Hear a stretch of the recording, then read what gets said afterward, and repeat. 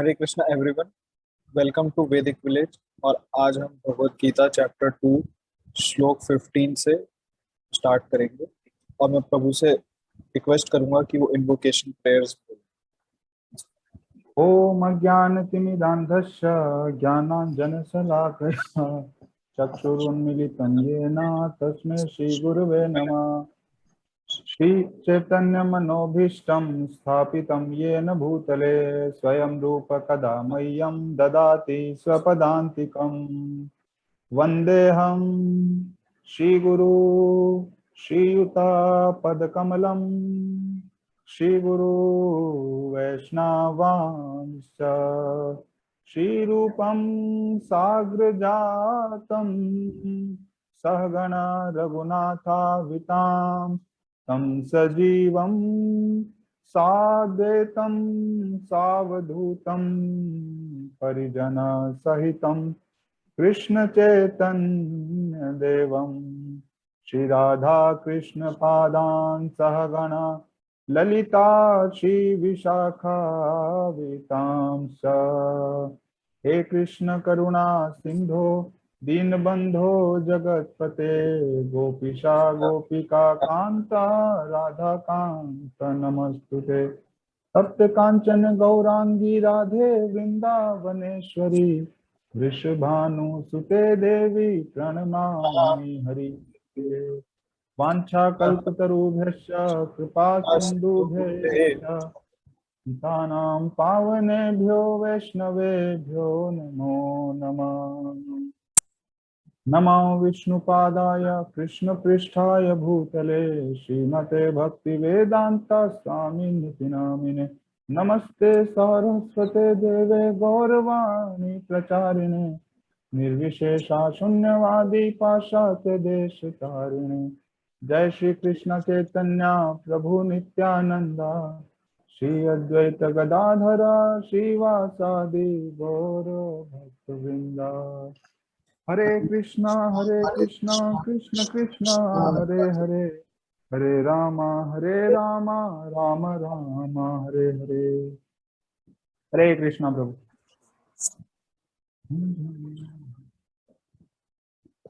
हाँ, वो आज टेक्स्ट 15 तो हाँ ये यहाँ से कर लेगा। टेक्स्ट 16 से स्टार्ट। तो भगवान आगे अर्जुन को वो बता रहे हैं कि जिन जिन भी जो जो लोग भी सच को देख सकते हैं, उन्होंने ये कंक्लूड किया है, वो इस तथ्य पे पहुंचे हैं कि ये जो भी जिस भी चीज जो भी नॉन एग्जिस्टेंट है, कि जैसे ये शरीर हो गया, तो इसके लिए मतलब ये ये मतलब ये हमेशा नहीं रहेगा, ये जो नॉन एग्जिस्टेंट है। और जो एग्जिस्टेंट है, जो हमेशा जैसे जो जो जो एक्चुअली अस्तित्व में है, वो ऐसा कोई समय नहीं आएगा जब वो रुक जाए, मतलब वो एग्जिस्टेंट होना वो रुक जाए। और ये ये ये जो इन दोनों का ही जो नेचर है, बॉडी का और सोल का, ये दोनों को ही ये जो सीयर्स हैं, जिनमें जो जो ट्रुथ को देख सकते हैं, जो सच को देख सकते हैं, एक्चुअली जो सत्य है उसको देख सकते हैं, उन दोनों का ही नेचर को स्टडी कर कर वो इस कंक्लूजन पे पहुंचते हैं। तो तो प्रभुपाद जी आगे कहते हैं, there is no endurance of the changing body. कि कि जो जैसे जो हम शरीर जो जो लगातार जो बदल रहे हैं, उसका कोई एंड्योरेंस नहीं है। ऐसा कोई समय नहीं होगा जब हम इसको रोक लेंगे, इसको चेंज होने से। तो ये अपने आप में प्रभुपाद जी जैसे ना एक एक स्टेटमेंट, मतलब ऐसे अभी आप देखोगे तो इंडिया में भी और वेस्ट में तो खासकर एक पूरा इंडस्ट्री ही इस चीज पे बेस्ड है। जो इनका जो मतलब जो पूरा जो स्किन का जो वो पूरा डिपार्टमेंट है, प्लास्टिक सर्जरी का, वो पूरा इंडस्ट्री इसी चीज पे वो है। और वो केवल इसी झूठ पे चल रहा है कि we can endure this changing body. पर सभी जानते हैं, और सब सब जो बॉडी चेंज करने की कोशिश भी वो कर, वो करते हैं, चाहे वो दूसरा चेहरा लगा ले या नया स्किन ले, उससे कुछ नहीं होगा। चेंज, बॉडी चेंज होगा ही होगा। और ये जो है, यही यही प्रभुपाद जी आगे भी यही कहते हैं कि जितना भी हमारा जो एक्शन है और रिएक्शन है, तो वो अलग अलग सेल्स से ये पता चल जाता है। जो भी चेंज हो रहा है, उसका एक्शन हुआ, उसका रिएक्शन हुआ, उससे चेंज से ये मेडिकल साइंस में भी ये प्रूवन है कि हम हमेशा बॉडी बदल रहे हैं। और इसीलिए यही जो बॉडी जो बदलने का जो प्रोसीजर है, इसी के कारण ये जो वृद्धावस्था और ग्रोथ है। और लेकिन जो जो जीवात्मा है, जो आत्मा है, वो हमेशा रहती है। चाहे बॉडी, आपके शरीर में या मन में कितना भी बदलाव आ जाए, लेकिन आत्मा वैसी की वैसी ही हो रहती है। और यही डिफरेंस है मैटर में और स्पिरिट में। जो भौतिक जगत जो जो दिख रहा है, जो मैटर जो है इसमें और स्पिरिट में, यही यही अंतर है मेन, की जो स्पिरिट है वो हमेशा रहेगी और मैटर हमेशा चेंज होता रहेगा या खत्म, मतलब वो कभी भी परमानेंट। और ये जो है, ये इस कंक्लूजन पे चाहे कोई भी हो, चाहे वो निराकारवादी हो या सगुणवादी हो, इम्पर्सनलिस्ट या पर्सनलिस्ट, दोनों ही इस सत्य को मानते हैं। और विष्णु पुराण में आगे प्रभुपाद जी इसको बताते हैं कि विष्णु वो पुराण में ये लिखा है, ज्योतिषी विष्णु भवनानि विष्णु, कि जितने भी विष्णु विष्णु के और उनके जो भी आध्यात्मिक लोक हैं, वो सब कुछ स्वयं स्वयं भगवान के जो आध्यात्मिक जो ऊर्जा है, उससे स्वयं प्रकाशित है। अपने आप स्पिरिचुअल एग्जिस्टेंस में वो सेल्फ इल्यूमिनेटेड है। और इसीलिए ये जो एग्जिस्टेंट, अस्तित्व और अस्तित्वहीन, ये जो दोनों शब्द हैं, ये इसीलिए स्पिरिट और मैटर के उसमें यूज किए गए हैं कि जो स्पिरिट है वो हमेशा अस्तित्व में रहेगा और जो मैटर है वो अस्तित्वहीन है, उसका बार बार अस्तित्व खत्म होता जाएगा।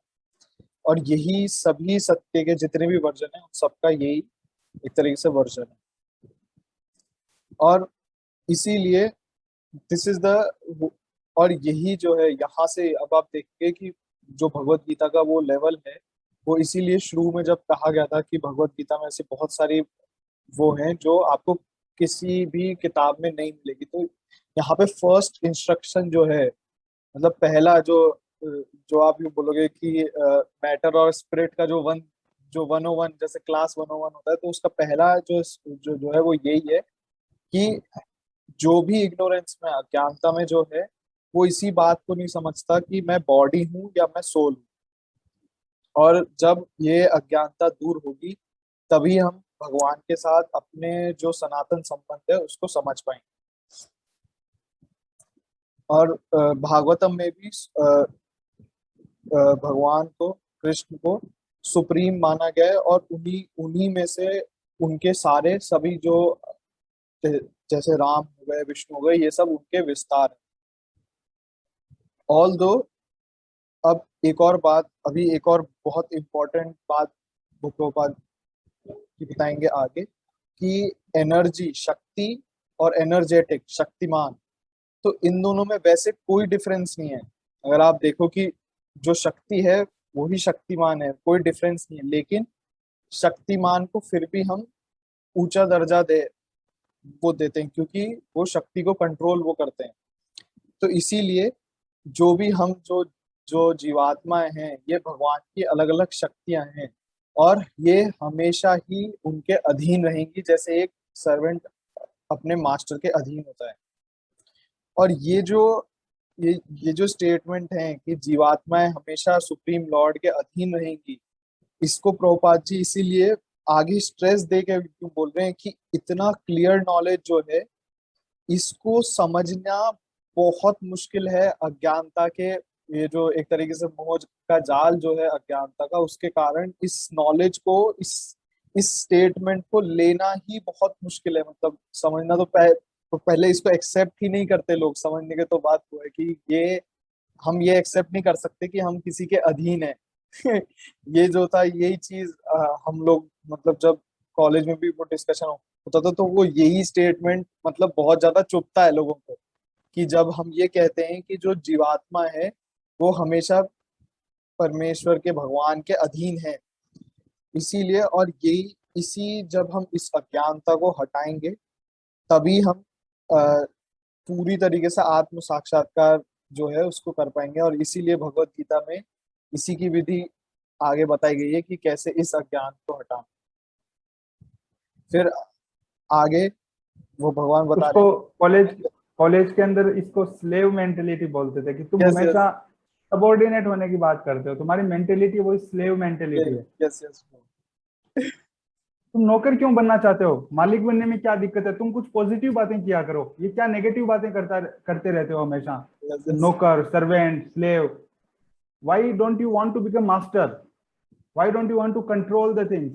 है यस ना, यस। मतलब ये आर्ग्यूमेंट्स जनरली बोले जाते थे। यस तो इसका क्वेश्चन का आप क्या आंसर देंगे? मतलब ठीक है, जो क्वेश्चन आ रहे हैं मैं बीच में पूछ रहा हूँ आपसे। हाँ हाँ। तो हमें ये पहले तो आप ये समझना मत वो रहेगा कि आप मास्टर बन सकते हो क्या। चलो ठीक है, मैं अपना मेंटेलिटी नौकर का नहीं रखता, मैं मास्टर का वो रख लेता हूँ।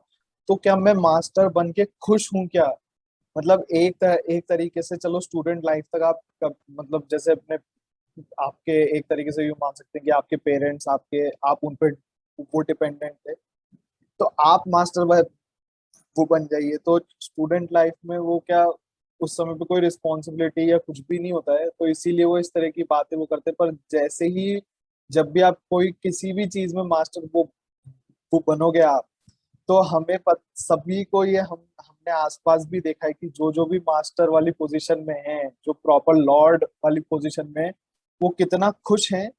और एक जो सर्वेंट वाली पोजीशन में है कि मैं सेवा करके मैं मेरे को एक्चुअल खुशी मिलती है, या सबसे सेवा लेकर वो खुशी में वो ये मिलती है।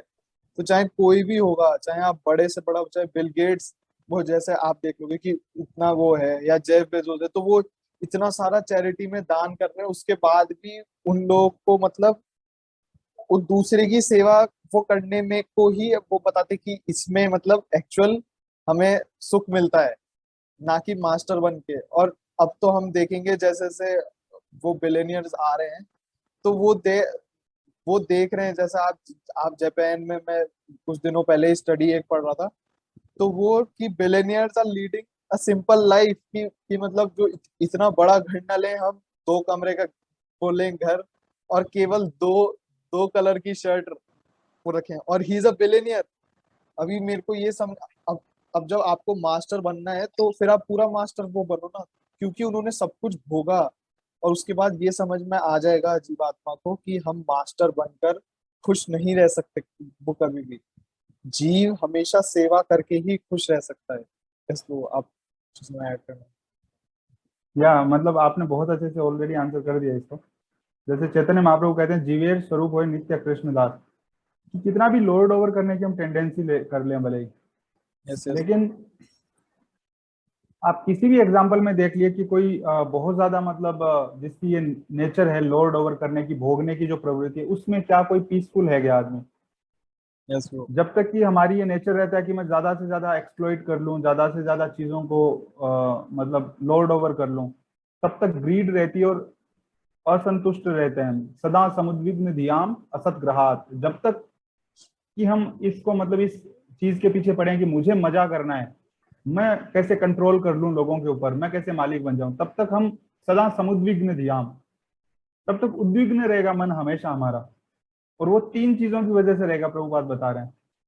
जब भोग करने की चीज है, उसमें तीन ही स्टेप है बस।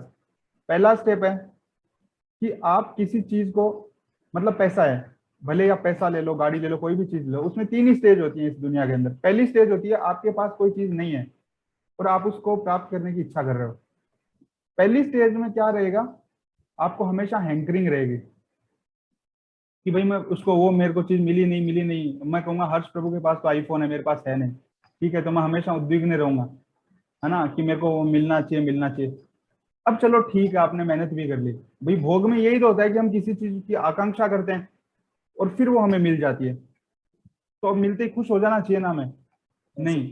तो वो बात सेकंड स्टेप एक्सप्लेन करते हैं। जैसे ही आपके पास कोई चीज आती है, तुरंत क्या आ जाता है, फियर आ जाता है। किस चीज का फियर? सुना जा। कि ये मेरे पास है तो सही, मैं इसको लूज नहीं कर दूं अब।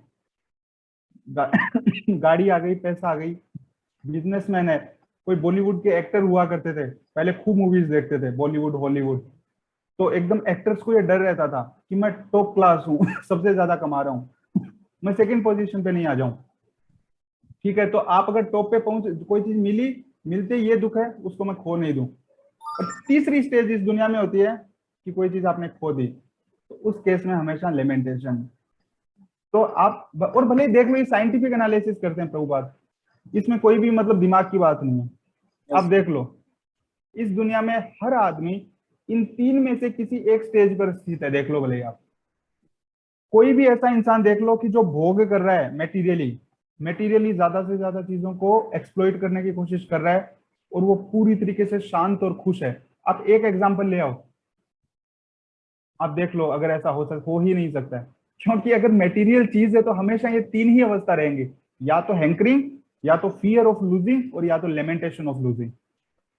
तो इस वजह से मतलब ये काफी साइंटिफिक नॉलेज है भगवत गीता का। फिर आगे आगे वो भगवान कह रहे हैं कि जो भी आपके मतलब जो पूरे शरीर में जो व्याप्त है वो इंडिस्ट्रक्टेबल है, वो कभी खत्म नहीं हो सकता। और ये जो ये जो व्याप्त है पूरे शरीर में, और इसी को आत्मा कहते हैं। और ये इम्पेरिशेबल है, मतलब इसका कभी भी अ, अव्यय है, इसको इसको आप खत्म नहीं कर सकते कभी भी। तो ये जो है, ये जो श्लोक है प्रभुपाद जी को बता रहे हैं कि किस तरीके से ये आत्मा का सही गुण को वो दिखाता है कि वो पूरे शरीर में व्याप्त है, केवल मतलब ऐसा नहीं है कि एक ही जगह पे हो। तो anyone can understand what is spread all over the body. तो पूरे शरीर में क्या व्याप्त है, हमारी चेतना एक तरीके से व्याप्त है। और चेतना है क्या? चेतना आत्मा का लक्षण है कि चेतना क्या है। जैसे मैं आपके शरीर में कहीं पे पाँव में कट लग गया तो आपको दर्द होगा, या आपने मतलब मान लीजिए गर्मी में कोई ठंडे पानी से नहाए तो आपको प्लेजर वो मिलेगा। तो किसके कारण? आपको चेतना के कारण ये प्लेजर ये मिल रहा है। और हमें केवल अपने ही शरीर पे होने वाले पेन और प्लेजर्स का पता हो सकता है। इसीलिए क्योंकि आपका सोल ऐसा नहीं है कि दूसरे के उससे कनेक्टेड है। ऐसा नहीं है ना कि आपके सोल को दूसरी बॉडी का भी वो नॉलेज होगा, मतलब क्योंकि आपका सोल आपकी बॉडी में ही व्याप्त है इसीलिए। और सोल का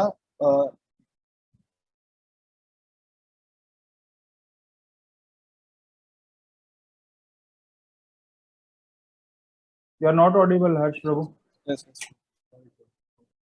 हाँ, और जो सोल है उसका फिर आगे वेदों में अलग अलग उपनिषद में, भागवतम में उसका साइज तक बताया गया है कि सोल का साइज क्या है। कि आपका जो बाल है, बाल का जो आगे का भाग है, अग्र भाग जो है, उसको आप लो और उसके 100 हिस्से को करो।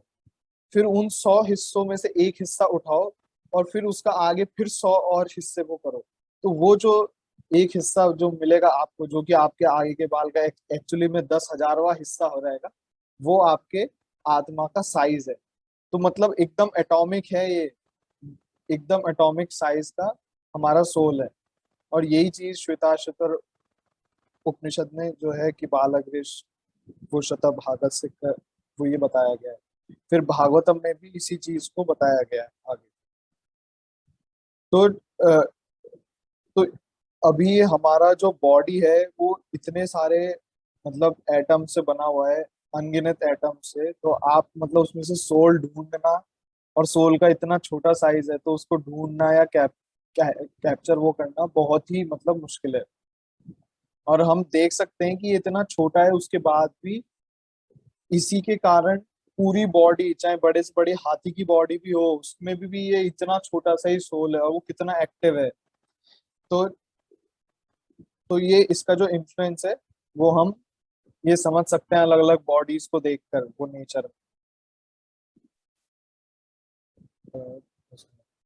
और अगर ये आत्मा किसी बॉडी में से निकल जाए तो वो डेड बॉडी है। ये तो मतलब कोई भी मतलब कोई लेमैन, वो जैसे वो प्रभुपाद जी को कहते हैं कि इसको कोई लेमैन भी समझ हो सकता है। और इस और चाहे आप कितना ही मटेरियल एडमिनिस्ट्रेशन को कर लो, चाहे कितना ही डॉक्टर्स ट्राई कर लें, चाहे कितने ही साइंटिस्ट एक मृत शरीर पे काम कर लें, लेकिन वो उसकी चेतना को नहीं रिवाइव कर सकते जब तक उसके अंदर वो आत्मा नहीं है। तब तक आत्मा निकल गई तो आप कुछ भी मटेरियल अरेंजमेंट को कर लीजिए, चाहे आप कितना ही पैसा दे दीजिए, चाहे आप कितने ही अच्छे से अच्छे एक्सपर्ट को बुला लीजिए, वो वापस रिवाइव नहीं हो सकता। इसीलिए आगे कॉन्शियसनेस जो है, जो चेतना है, वो कोई मटेरियल कॉम्बिनेशन से नहीं, वो कोई मटेरियल कॉम्बिनेशन के कारण वो नहीं है, वो स्पिरिट सोल के कारण। ये यही जो चीज है जो प्रभुपाद जी मतलब जो विज्ञान है एक्चुअली में, जो भगवत गीता विज्ञान इसीलिए है क्योंकि यहाँ पे हम एक्सपेरिमेंट करके देख देख सकते हैं। आप कभी भी एक्सपेरिमेंट वो करके कोई मटेरियल उससे चेतना नहीं बना सकते।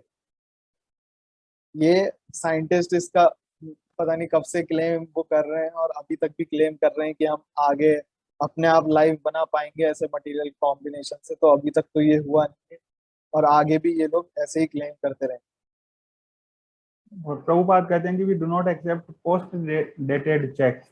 Yes yes.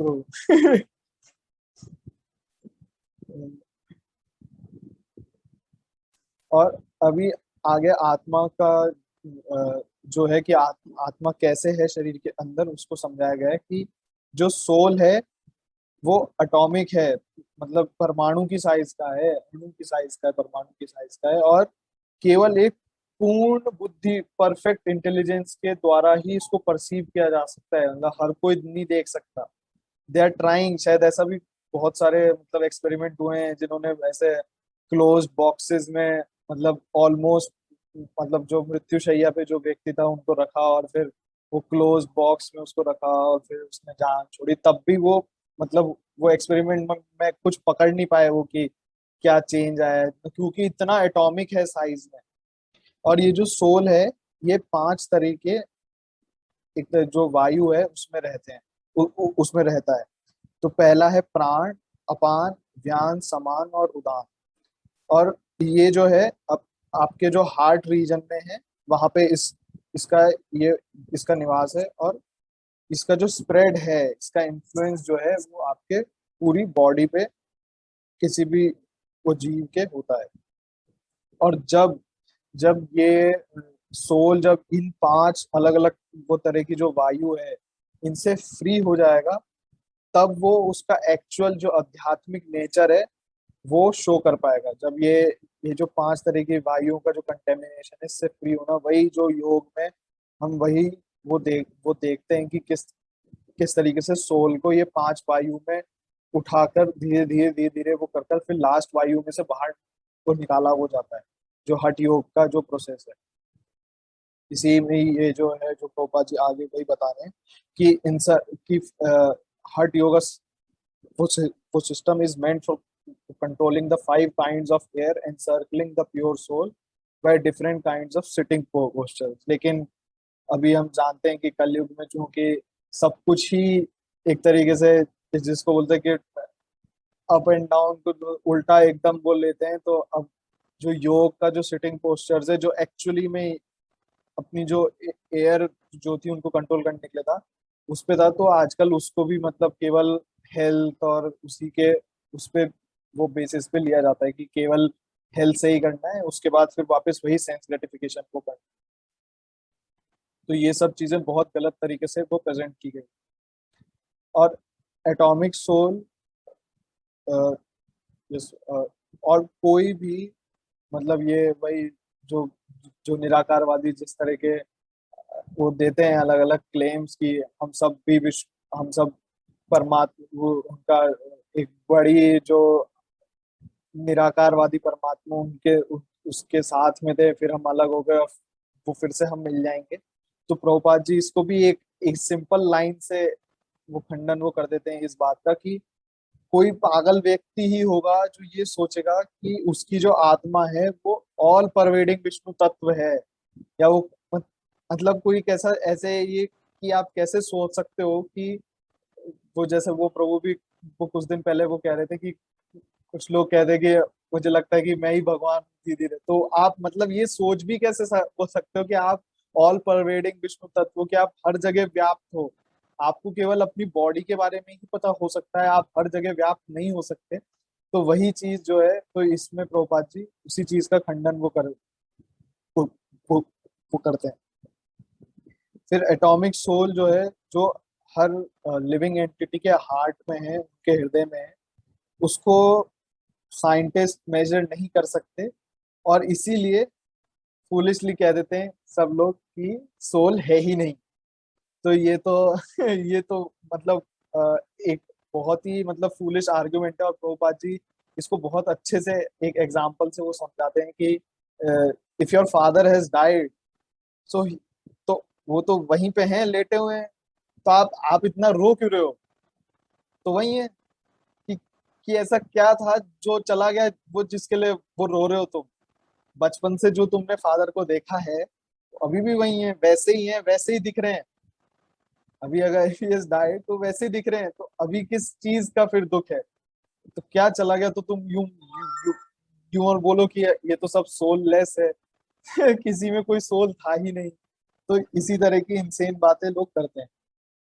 और फिर आगे वही बताया जाएगा था कि किस तरीके से जो आत्मा है वो पूरे शरीर में एनर्जी सप्लाई वो करती है, कि हार्ट के थ्रू ही सब कुछ पंप होता है। तो तो हमारी भी मेडिकल साइंस, हम लोगों ने भी ट्वेल्थ में वो पढ़ा हुआ कि कैसे हार्ट पंप करता है, पर हार्ट को एनर्जी कहाँ से वो मिल रही है? हार्ट में जो मसल्स हैं वो पूरे समय वो चलती हैं, एक लाइफ टाइम में पूरे समय वो चलती रहेंगी, तो उनको एनर्जी कहाँ से आ रही है? तो साइंटिस्ट जो है वो रेड ब्लड सेल, ये जो कॉर्प्यूस्कल्स की बात है, इनकी बात करते हैं, पर वो ये नहीं बताते कि हार्ट को पंप करने की एनर्जी कहाँ से आ रही है। और फिर क्यों, जब वो एनर्जी, जब सोल वो एनर्जी सप्लाई नहीं करता, तो क्यों भैया आप वो लेकर वो जो कौन सा वो प्रोसीजर वो रहता है, वो जिसमें हम फोर्सफुली रिवाइव वो करने की वो कोशिश वो करते हैं, तो हम ऊपर से एनर्जी इलेक्ट्रिसिटी से वो देते हैं। तो, तो ये चीज को साइंटिस्ट क्लेम नहीं करते कि हार्ट में एनर्जी कहाँ से आती है। क्योंकि अगर वो ये एक्सप्लेन करने का कोशिश वो करेंगे, तो सिर्फ सोल का कॉन्सेप्ट देना वो पड़ेगा, और फिर वो सोल का कॉन्सेप्ट देंगे, then other things will come which will not agree with modern science. तो इसीलिए वो इसको छोड़ देते हैं, केवल आपको बता देंगे कि ऐसे ऐसे हो रहा है, पर किसके कारण हो रहा है वो नहीं बताएंगे। फिर आगे आगे ये जो जितनी भी जीवात्माएं हैं, इन्हें एक तरीके से सूर्य की जो किरणों में जो सनशाइन मॉलिक्यूल्स हैं, उनकी तरह से हम कंपेयर वो कर सकते हैं। और ये जो फ्रेगमेंटल पार्ट्स हैं, जो अंश हैं सुप्रीम लॉर्ड के, जो परम जो भगवान है उनके अंश हैं, वो एक तरीके से भगवान की प्रभा में, उनकी जो एनर्जी है उसमें फ्लोट हो रहे हैं। इसको आपको कुछ ऐड करना, हाँ। इसमें कुछ ऐड करना है तो? नहीं नहीं, आप बहुत अच्छा एक्सप्लेन कर। फिर आगे वो भगवान कह रहे हैं कि only the material body of the indestructible immeasurable and eternal living entity subject to destruction, कि केवल जो आपका भौतिक शरीर है, इसी को हम, यही है जि, वो जिसको हम डिस्ट्रक्ट कर सकते हैं, इसको हम खत्म वो कर सकते हैं, केवल शरीर को। बाकी कुछ भी जो जो आत्मा है वो कभी खत्म नहीं होगी, इंडिस्ट्रक्टिबल है, इमेजरेबल है, internal living entity subject to वो डिस्ट्रक्शन। तो हे भरत के हे भ, हे भारत के वंशज, अब तुम लड़ो। तो मटेरियल बॉडी जो है, इस तरीके से पहले वो बताया कि वो पेरिशेबल है, और चाहे वो अभी खत्म हो जाए या 100 200 1000 साल बाद वो खत्म हो, तो केवल समय का ही अंतर है, और कोई अंतर नहीं है। कि ऐसा नहीं होगा वो कभी भी कि कभी खत्म नहीं होगी। जैसे हमारी बॉडी है, हम 100 साल जिएंगे, ये इस ब्रह्मांड में ऊपर ब्रह्म लोक है, वहां पे ब्रह्मा जी हैं, वो बहुत करोड़ों अरबों अरबों साल जिएंगे। बस केवल टाइम का ही अंतर है, पर उनका भी बॉडी पेरिश होगा, उनका भी बॉडी खत्म होगा।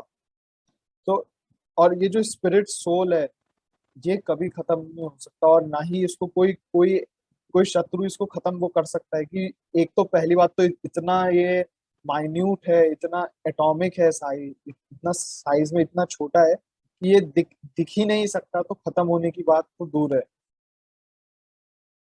और ये मटेरियल बॉडी को खत्म होने से मतलब ऐसा नहीं है कि आप इसको परमानेंटली रोक सकते हो, आप इसको रोक नहीं सकते, कभी कभी ना कभी खत्म होगी ही। तो वेदांत सूत्र में लिविंग एंटिटी जो है उन्हें भगवान का अ, अंश कहा गया है, और the living entity is qualified as light because he is part and parcel of the supreme light. कि जो पूर्ण पूर्ण रोशनी है, पूर्ण प्रकाश है, उसका अंश है, इसीलिए ये भी एक तरीके से वो प्रकाश है। बहुत छोटे स्केल स्केल में है, जैसे वो फायर वाली बात ऊपर कही गई थी कि एक एक एक फायर का स्पार्क है, और जो भगवान है वो पूरी फायर है। तो as sunlight maintains the entire universe, so the light of the soul maintains this material body. तो हम देख सकते हैं कि इस पूरे ब्रह्मांड में जो सूर्य की रोशनी है, वो उसके कारण सब कुछ मेंटेन्ड है, सूर्य के कारण ही सब कुछ टिका हुआ है, सब कुछ चल रहा है। और हमारे हम मतलब अपने अर्थ के एग्जाम्पल से ही देख सकते हैं कि हर एक चीज का कारण सूर्य है, पूरा एनर्जी का फ्लो सब कुछ सूर्य के कारण वो कारण है, चाहे दिन हो चाहे रात हो रात, कुछ भी सूर्य के कारण, सूर्य के बिना नहीं हो सकता। उसी प्रकार ये जो पूरी बॉडी है, इसका कारण जो है वो आत्मा है। और जैसे ही आत्मा इस मटेरियल बॉडी को छोड़ेगी, भौतिक वो शरीर को छोड़ेगी, वैसे ही सब कुछ सड़ना चालू हो जाएगा। और इसीलिए स्पिरिट स्पिरिट सोल जो पूरी बॉडी को वो बचा के वो रखती है, वो इम्पोर्टेंट है। और भगवान ने अर्जुन को लड़, वो लड़ने के लिए कहा, क्योंकि वो धर्म के लिए वो लड़ाई। Yes, yes, हाँ तो आप, यस प्रभु। हाँ हाँ तो आप कंटिन्यू कर लीजिए। टाइम हो गया क्या? या, तो let me share my screen.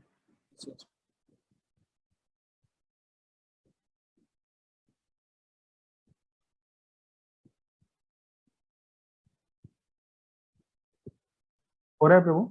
या, ओके। तो हर्ष प्रभु एक्सप्लेन सो नाइसली जो सोल का जो कॉन्सेप्ट है। और 15th वर्ष प्रभु ने कल, हाँ 15th वर्ष में एक ये जो लाइन है, एक्चुअली भगवत गीता के अंदर ये जो थीम है ये बार बार रिपीट होगी। सम दुख सुखम धीरा सो अमृत तत्वाय कल्पते। कृष्णा दोबारा बोलेंगे, सुख दुख समय कृत्वा लाभ लाभ हो जया जयो ततो युद्धाय युजस्वम। और उसके अंदर बोला था शीतोष्ण सुख दुखदा, है ना। अब प्रभुपाद बोलते हैं कि किसी चीज को बार बार रिपीट किया जाता है, इसका मतलब है कि जो स्पीकर है वो एम्फेसाइज करना चाह रहा है किसी चीज को। तो कृष्णा हम in the course of Bhagavad Gita discussion में देखेंगे कि हैप्पीनेस और डिस्ट्रेस में सेम रहे कोई पर्सन, इस चीज पे बार बार फोकस करेंगे, बार बार फोकस करेंगे। मतलब मैंने काउंट भी नहीं किया, बट इतनी बार आएगा हम जब भगवत गीता पढ़ेंगे। और ये कहा जा रहा है कि जो हैप्पीनेस और डिस्ट्रेस में समान रह सकता है वो लिबरेशन के लिए एलिजिबल है। ये बहुत बड़ी बात है। मतलब हम काफी टाइम से बात कर रहे हैं कि भाई हमें लिबरेट होना है, सोल को लिबरेट होना है, बट यहाँ पे क्वालिफिकेशन बताई जा रही है कि जो सुख और दुख में समान रहते हैं वो लिबरेशन के लिए क्वालिफाइड है। तो हम अपने आप को टेस्ट कर सकते हैं कि भाई हम लिबरेशन के लिए क्वालिफाइड हैं कि नहीं है। ये बीच के अंदर कुछ कुछ टेस्ट दिए हुए हैं भगवत गीता के अंदर, मतलब सेल्फ असेसमेंट टेस्ट है ये। कृष्णा बोलेंगे कि जो ये करता है वो मुझे बहुत प्रिय है। तो हम टेस्ट कर सकते हैं कि हम भगवान के प्रिय हैं कि नहीं है। कई जगह कृष्णा बोलेंगे ये लिबरेशन के ये क्वालिफिकेशन है, जिसने ये प्राप्त कर लिया वो ऑलरेडी भगवान को प्राप्त कर चुका है। तो ये जो स्टेटमेंट्स हैं ये एक्चुअली हम भगवत गीता पढ़ रहे हैं ना, कोई भी सिलेबस हम बुक पढ़ते हैं उसमें बीच में सरप्राइज टेस्ट दिए जाते हैं, और उसके अंदर मिड टर्म टेस्ट होते हैं, फाइनल टेस्ट होते हैं। उसी तरीके से ये जो स्टेटमेंट है भगवान के, ये सरप्राइज टेस्ट है। हम श्लोक पढ़ेंगे तो तुरंत कोई ऐसा स्टेटमेंट बोल देंगे कृष्णा, तो हम वहां पे अपने आप को टेस्ट कर सकते हैं। तो ये उनमें से एक स्टेटमेंट है, सेल्फ असेसमेंट टेस्ट, कि लिबरेशन के लिए हम ट्राई कर रहे हैं तो हम कितने उसके लिए एलिजिबल है। और कृष्णा बताते हैं, ना सतो विद्यते भावो न भावो विद्यते सता। कि जो मतलब ये प्रभु ने बहुत अच्छे से एक्सप्लेन किया कि जो बॉडी चेंज हो रही है उसका कोई एंड्योरेंस नहीं है। और आगे वाले श्लोक के अंदर, हाँ पहले इसी के अंदर प्रभुपाद एक बहुत इंपॉर्टेंट चीज एक्सप्लेन कर दें कि एक इंसान अगर भगवान को समझना चाहता है तो वो एक बहुत साधारण सा मेथड है कि हम सुप्रीम को उस तरीके से समझ सकते हैं अगर हम अपने आप को बहुत अच्छे से समझ जाए। फॉर एग्जाम्पल, अगर मुझे कोई चीट करता है तो मुझे बहुत दुख होता है। मेरे से मान लो हर्ष प्रभु झूठ बोल रहे हैं, है ना, तो मुझे बहुत दुख होगा। या फिर मैं हर्ष प्रभु को झूठ बोल दूं, उनको बहुत दुख होगा, कोई अच्छा फील नहीं करता ना। Yes yes. अब यही क्वालिटी हमारे, हम क्योंकि पार्ट एंड पार्सल है, तो कृष्णा के अंदर सेम क्वालिटीज हैं जो हमारे अंदर है, बट वो इनफाइनाइट फॉर्म के अंदर है। जो मैथमेटिक्स जानते हैं वो जानते होंगे कि भाई हम समेशन वो करते थे, इंटीग्रेशन करते थे, लिमिट 0 टू इनफाइनाइट कर देते थे, तो हमारी लिमिट बहुत कम है। कृष्णा के केस में सेम वो जो इंटीग्रेशन हो इनफाइनाइट कर देना है लिमिट को। तो इस तरीके से हम हिंट प्राप्त कर सकते हैं। पूरी तरीके से ऑफ कोर्स हम भगवान को कभी नहीं समझ सकते हैं क्योंकि हम बहुत लिमिटेड हैं। इसीलिए प्रभुपाद बोल रहे हैं कि if one want to understand, one can understand the nature of supreme through study of oneself. और जो यस यस। हमारे अंदर और जो डिफरेंस है वो यही है कि पार्ट एंड होल का, बस ये डिफरेंस लगा दो इंटीग्रेशन के, लिमिट्स का डिफरेंस है। हमारी जो लिमिट है वो बहुत, ये होता था टेंड्स टू 0, है ना, ये होता, मेरे को पता नहीं कैसे मैथ्स का याद आ गई, एक हम फंक्शन लिखते थे उसमें होता था लिमिट टेंड्स टू 0 और एक होता था लिमिट टेंड्स टू इनफाइनाइट। जो मैथ्स पढ़ते हैं उनको शायद ये फंक्शंस याद होंगे, जो मैथ्स नहीं पढ़े हैं उनसे मैं माफी चाहूंगा। तो सेम चीज है, हमारे लिए लिमिट टेंड्स टू 0 और भगवान के लिए limit tends to infinite. F जो फंक्शन होता था वो सेम है ना, जो क्वालिटी है वो सेम है। तो इसी तरीके से अब जैसे मुझे कोई अगर अनकंडीशनल लव करे, मतलब मेरा छोटा भाई है मान लीजिए, या फिर कोई हस्बैंड वाइफ का रिलेशन होता है, स्पाउस होता है, उसमें कोई एक पार्टनर दूसरे पार्टनर को, एक फादर सन का रिलेशन होता है, मदर सन का रिलेशन होता है, फादर डॉटर का रिलेशन होता है। इस रिलेशन में अगर ये मानिए कि हम अनकंडीशनल लव करें, कि अगर अगला व्यक्ति कोई मतलब अगले व्यक्ति से हम कुछ भी चाह नहीं रहे हैं बदले के अंदर, और उसके बाद भी हम उनको लव कर रहे हैं। कितने लोग इस चीज को चाहते हैं कि हमारे साथ ऐसा होना चाहिए या नहीं होना चाहिए, है ना। हमारे में से हर इंसान चाहता है कि हमें अनकंडीशनल लव किया जाए। अब यही क्वालिटी भगवान के अंदर इनफाइनाइट है। और दूसरा है, हमारे अंदर भी ये क्वालिटी है कि हम हमारे से छोटों की केयर करते हैं। हमें चिंता रहती है कि भाई मेरा छोटा भाई है, मैं उसको अच्छे से कैरियर में गाइड कर सकूं। एक पिता माता को टेंशन रहती है कि ये मेरा बच्चा है, मैं इसको मैक्सिमम दे सकूं, है ना, इसको कोई दिक्कत नहीं हो। माँ बाप इतनी, मतलब इंडियन पेरेंट्स स्पेसिफिकली, वो इतनी कोशिश करते हैं बस बच्चे को एकदम जितना हो सके उसको कोई दिक्कत नहीं होनी चाहिए, हमें जो करना पड़े उसके लिए। अब सोचो जब हमारे अंदर ये टेंडेंसीज हैं तो भगवान के अंदर भी ये इनफाइनाइट टेंडेंसी है। हम भगवान के पार्ट एंड पार्सल है ना, हमें भगवान ने बनाया है, हम कृष्ण के अंश हैं, मतलब हम कृष्ण के एक हिसाब से बेटे बेटियां हैं सब। तो उनके अंदर भी ये इनफाइनाइट केयर है हमारे लिए। भगवान ये भगवत गीता क्यों बोल रहे हैं? भगवान तो अपने आप में पूर्ण है ना। अगर उनको खुद मजे में रहना है तो उनको कोई जरूरत नहीं है एक्चुअली भगवत गीता आके बोलने की, हम सब परेशान हो तो होते रहें। लेकिन क्योंकि वो हमारी चिंता करते हैं, जिस तरीके से हमारे माता पिता चिंता करते हैं ना यहाँ पे, उसी तरीके से वो भी सुप्रीम फादर है, तो वो हमारी चिंता करते हैं, इसलिए वो इतना नॉलेज बोल रहे हैं, इसलिए वो इतनी सारी लीलाएं कर रहे हैं। और इस तरीके से हम भगवान को समझ सकते हैं। सारी की सारी हमारी टेंडेंसीज को हम देख सकते हैं कि कृष्णा जो सुप्रीम पर्सन है वो कितने महान होंगे, कितने ग्रेट होंगे। और उनसे रिलेशनशिप में भी हम देख सकते हैं कि हमारा रिलेशनशिप उनसे क्या होना चाहिए। एक पिता जब बेटे के लिए इतना कुछ करता है तो पिता क्या एक्सपेक्ट करेगा कि क्या बेटा स्वार्थी हो, कि भाई बिजनेस का रिलेशन हो, पापा जी जब तक दे रहे हैं तब तक ठीक है, और जब पापा जी से मतलब पैसा आना बंद हुआ तो आपके और हम हमारे, है ना, हम आपके हैं कौन। ठीक है, जब जब तक पैसा का रिलेशन चलता रहे तब तक हम साथ साथ हैं, और जैसे ही पैसे का रिलेशन खत्म हुआ तो हम आपके हैं कौन। ठीक है, ये वाला रिलेशन किसी को अच्छा लगता है इस दुनिया के अंदर? नहीं लगता ना, तो भगवान को कैसे अच्छा लगेगा। तो हम ये बिजनेस करते हैं, ये 100 रुपए ले लो भगवान, ये एग्जाम निकाल दो, ये एग्जाम निकल गया तो मैं ये जागरण और सवामनी कर दूंगा, ये हो जाएगा तो वो हो जाएगा। यार भगवान भी परेशान हो जाते होंगे, क्या हो रहा है इसको। मतलब एक फादर को बेटा बोले कि ठीक है, जब तक जरूरत है तब तक आप मेरे को देते रहो, और जब मेरा जरूरत हो गया तो ठीक है, तुम तुम्हारे हम हमारे। तो इस तरीके से हम समझ सकते हैं कि कृष्णा जो है वो भी क्या चाहते हैं। वो हमें इतना कुछ दिया है, हमें शरीर दिया भगवान ने, है ना। हम आगे देखेंगे कि कैसे दोस्त की तरह कृष्णा हमारे साथ हैं। अब वो इतना कुछ दे रहे हैं, शरीर दिया हमें, पेरेंट्स दिए हमें, सारी नीड को पूरा किया बिना कहे बिना। हमने मांगा क्या भगवान से? जब हम छोटे थे, खाने के लिए, पहनने के लिए, हर चीज कृष्णा ने दी हमें। और कृष्णा भी बदले में क्या चाहते हैं? अनकंडीशनल लव चाहते हैं हमारा। कि यार ये जो भक्ति, भक्ति का मतलब ही ये होता है, भक्ति अहेतु की अप्रतिहता होती है। जहां पे रीजन आ जाता है ना, वहां पे भक्ति नहीं होती है। कि जहां पे स्वार्थ आ जाता है वो डिवोशनल सर्विस नहीं होती है।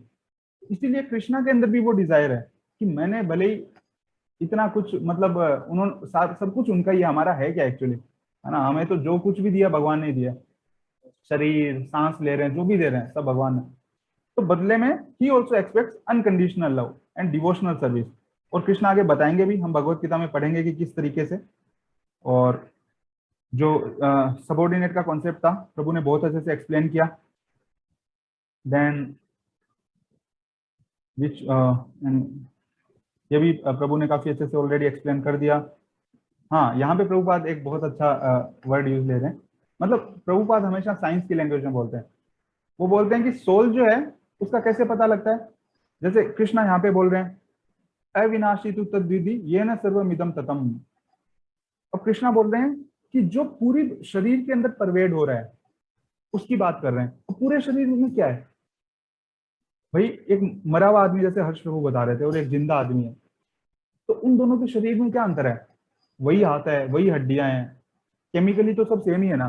कार्बन, हाइड्रोजन, ऑक्सीजन, नाइट्रोजन, यही 4-5 एलिमेंट से बना है। कैल्शियम मान लीजिए। ये जो हाँ, तो ये जैसे कॉन्शियसनेस है वही तो पूरे शरीर के अंदर फैली हुई है। Will end it quickly. So अब यहाँ पे क्योंकि कृष्णा उसकी बात कर रहे हैं जो कि पूरे शरीर के अंदर परवेड हो रहा है, इसका डायरेक्टली मतलब है वो सोल की बात कर रहे हैं, कॉन्शियसनेस की बात कर रहे हैं। क्योंकि कॉन्शियसनेस एकमात्र डिफरेंस है एक मरे हुए आदमी और जिंदा आदमी में। और जो लोग ये बोलते हैं सोल में भरोसा नहीं करते और हम एथिस्ट हैं और कुछ नहीं होता, एक्चुअली उन लोगों को लेमेंट करना ही नीचे, खास करके। क्योंकि लेमेंट क्यों करना है? वो बोलते हैं भाई ये बॉडी ये केमिकल है। अब यार जब केमिकल ही है तो इतना रो क्यों रहे हो? फिर वो केमिकल तो आपके सामने पड़े हुए हैं ना ऑलरेडी। मतलब इसमें क्यों इतना बवंडर उठा रहे हो? भाई केमिकल है ही तो केमिकल है आपके सामने, वो क्या दिक्कत हो गई फिर आप लोगों को? उन केमिकल्स को कर लो, कुछ चेंज कर दो आप लोग केमिकल्स के अंदर। सो एक्चुअली एक बहुत प्रभुपाद बोलते हैं फुलिश आर्गुमेंट है। जो लोग बोलते हैं सोल नहीं है, हम नहीं मानते, हम देख नहीं सकते, ये सब फुलिश आर्गुमेंट है। हम आप एकदम साफ देख सकते हो कि मरे हुए आदमी और जिंदा आदमी में चेतना का अंतर है, कॉन्शियसनेस का अंतर है। और अगर आप मतलब ज्यादा नॉलेजेबल बनते हो तो फिर आप कॉन्शियसनेस को जनरेट करके दिखाओ, है ना। अब आपको पता तो है ही इतना, तो मरे हुए आदमी में वो डाल के दिखाओ कॉन्शियसनेस। इसलिए मतलब एक प्रभुपाद के शिष्य थे, उन्होंने वो हार्वर्ड के अंदर या एमआईटी के अंदर एक जगह लेक्चर दे रहे थे, तो यही आर्गुमेंट चल रहा था। तो उन्होंने बोला कि साइंटिस्ट ने बोला कि यस, मतलब we do not accept this body itself, की ये जो शरीर है ये सब कुछ है और ये केमिकल्स हैं ये सब कुछ हैं। तो उन्होंने, प्रभुपाद के शिष्य थे, उन्होंने बोला उनसे कि ये केमिकल सब कुछ है, तो आप बताओ आपको क्या क्या केमिकल चाहिए, मैं आपको केमिकल ला के देता हूँ, आप शरीर बना के दिखाओ इंसान का, है ना। आपको जो केमिकल चाहिए वो बताओ, मैं सप्लाई करूंगा। सो वो कुछ जवाब ही नहीं दे पाए। एक्चुअली ये मूर्खों जैसा आर्ग्यूमेंट है एकदम। और ये जो वायु का कॉन्सेप्ट है प्रभु ने बहुत अच्छे से एक्सप्लेन किया। मेजरमेंट फुलिशली, प्रभुपाद बोलते हैं लोग जो हैं मेटीरियल साइंटिस्ट हैं, सम ऑफ देम, ये देखिए ये भी बहुत इंपॉर्टेंट वर्ड है। प्रभुपाद ड्यू क्रेडिट हमेशा हर इंसान को देते हैं, not all of them, some of them, है ना। और इवन आगे प्रभुपाद भी बताएंगे कि neither Vedic knowledge nor modern science denies the existence of the spirit soul. In fact बहुत ऐसे साइंटिस्ट हैं जो आप देखोगे कि वो डेफिनेटली बोलते हैं कि यस, सोल को डिनाई नहीं कर सकते। सो हम एक प्रश्न भी ले रहे थे, हम विज्ञान के खिलाफ नहीं है, क्योंकि जो फुलिशली डिनाई करते हैं विदाउट एनी लॉजिक, बस वही, उन्हीं को फुलिश कहा जाता है। साइंस को फुलिश नहीं कहा जाता, ना साइंटिस्ट को फुलिश कहा जाता है। जब कोई बच्चे जैसी बात करता है तो उसको फुलिश कहा जाता है बस। और जो भगवत गीता है वो भगवान जो है सुप्रीम पर्सनालिटी ऑफ गॉड खुद बोलते हैं।